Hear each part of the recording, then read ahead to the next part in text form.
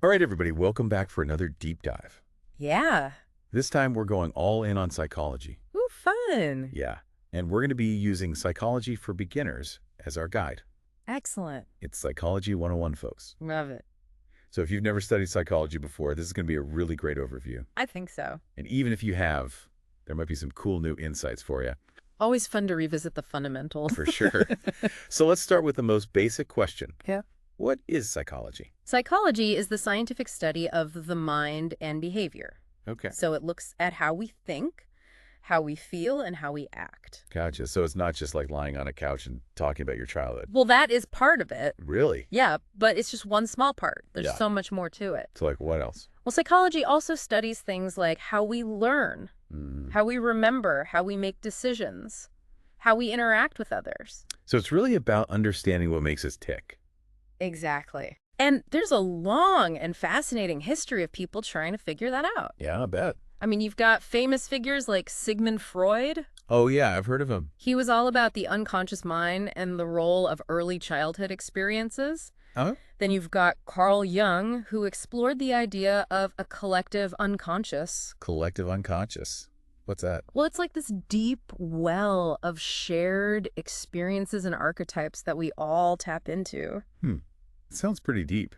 It is. Okay, so Freud, Jung, and who else was a big name in psychology? Oh, we can't forget B.F. Skinner. Skinner. Yeah, he was a behaviorist. Behaviorist. He believed that all behavior is learned through rewards and punishments. Okay, so like if you get a gold star for doing a good job, you're more likely to do it again. Exactly. Makes sense. And that's just a taste of the different schools of thought within psychology. So there's not just one right way to look at the mind. Not at all. Different approaches have different strengths and weaknesses. Got it. So it's a complex field. Definitely. But that's what makes it so interesting. Okay, well, let's talk about the brain. Yes, the brain. It's like the command center for everything we do, right? Absolutely. Every thought, every feeling, every action, it all originates in the brain.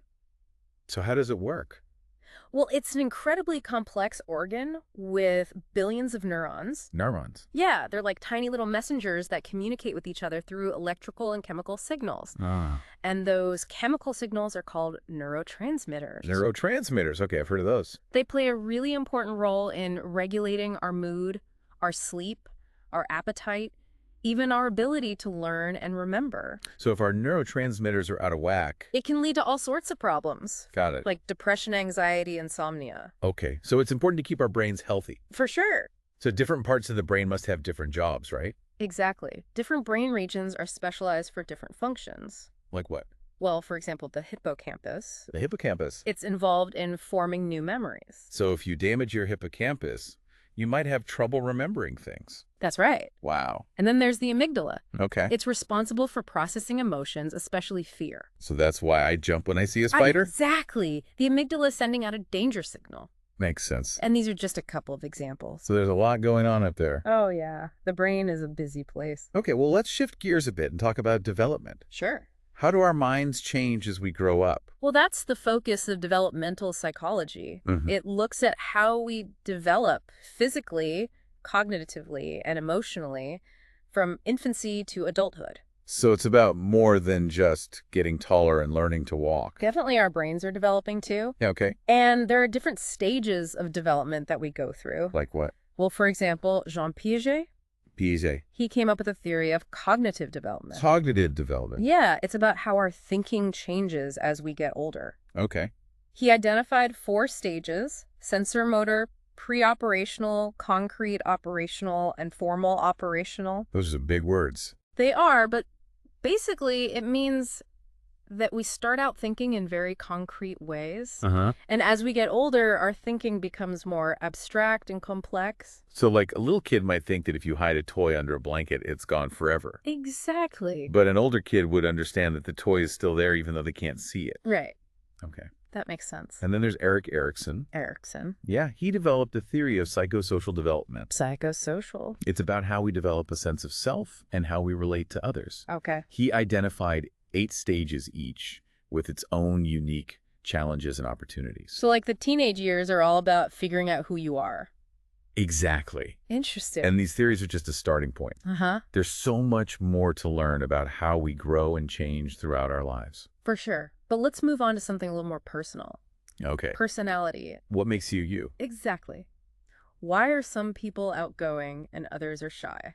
Well, personality psychology tries to answer those questions. It's about understanding the unique patterns of thoughts, feelings, and behaviors that make up each individual. So, like, some people are always the life of the party, Right. while others are more content to stay home and read a book. Exactly. And there are ways to measure these differences, right? One popular model is the five-factor model. Five-factor model. Yeah, it identifies 5 key dimensions of personality. Okay, hit me with them. Openness to experience conscientiousness, extroversion, agreeableness, and neuroticism.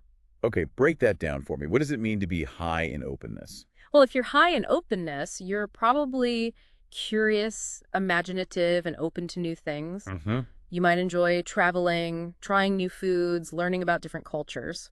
Okay, so I'm guessing I'm pretty high in openness then. It sounds like it.